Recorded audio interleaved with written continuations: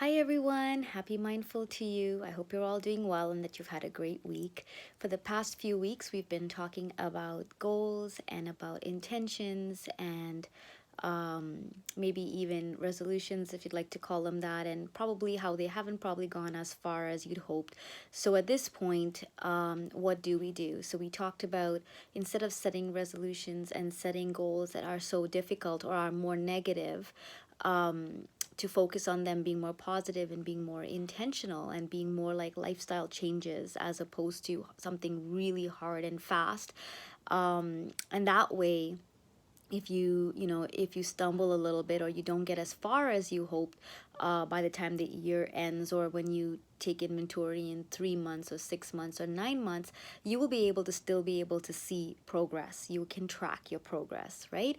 Versus feeling upset that you totally missed it and then throwing in the towel after a couple of weeks and then not going any further from there. So today we're going to talk a little bit about what relapse looks like. And relapse is not necessarily just for those who might struggle with addictions or certain behaviors that they want to quit. And we think of like something very extreme, but it could be something as simple as you want to be more mindful. You're trying to practice mindfulness. You're working on stress reduction and doing mindfulness meditation, prayer, taking a walk to calm down. Maybe you're wanting to do more exercising and you've committed to certain classes or running or more water every day, for example. And so, what happens on those days when you miss it? What happens on those days where you fall back into that addiction? What happens on those days where you're triggered and something happens and then you react in a way that you didn't want to, and then you get really down on yourself? And so, what can happen if we're not careful and we give in to our emotions, which, by the way, are a horrible, horrible master. Our emotions are meant to be our servants, so to speak. So we should be in control of them.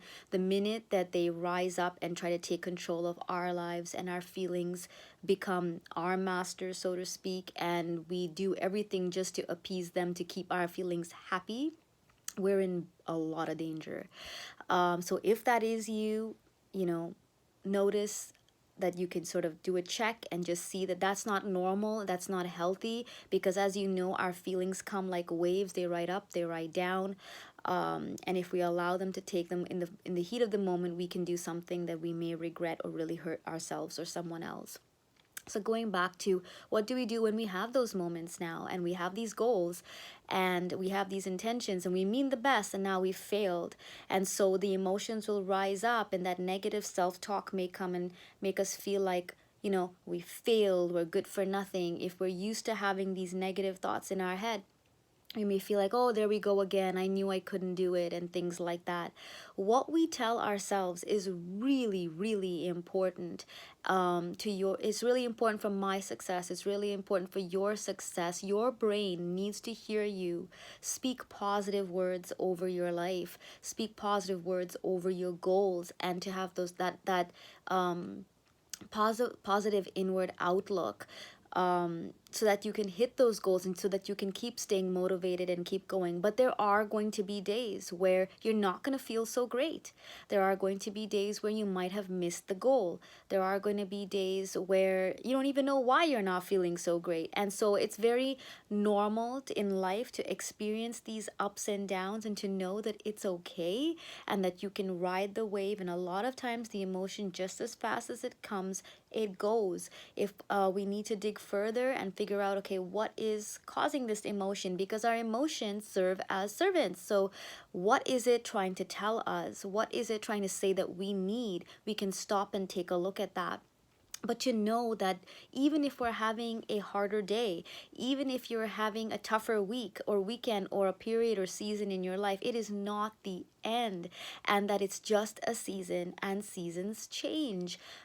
We have a lot of power over our lives, a lot more than we think. And there are ways that we can get through to help switch our emotions around. If you're struggling with that, feel free to reach out and check out some of the other videos that are more targeting that, or book a session.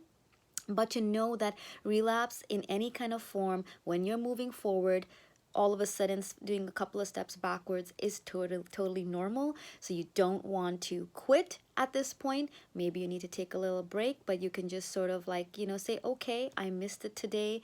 I didn't get all the water I wanted, but tomorrow I'm going to do this goal plus a little bit more. And so the key also would be start small. Start this with the small steps. One extra glass a day, one extra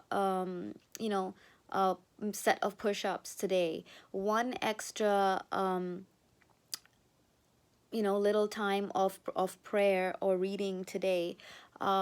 Just little measurable goals in this sense. So that way, you don't feel like you have too much to take on, and this way you're slowly moving forward. Because if you are adding a little bit to your progress every day, before you know it, you are going to be making like 30 different changes, 30 different changes and small steps towards your goal every day, instead of trying to like jump from 0 to 100 in a day.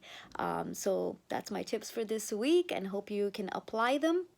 I will be speaking this week also to for mothers of newborns and pregnant moms at Chapters Indigo. So I think it is sold out though. But if you are looking for something like this, there are many cities across Canada that's participating in Bell Let's Talk and maternal mental health.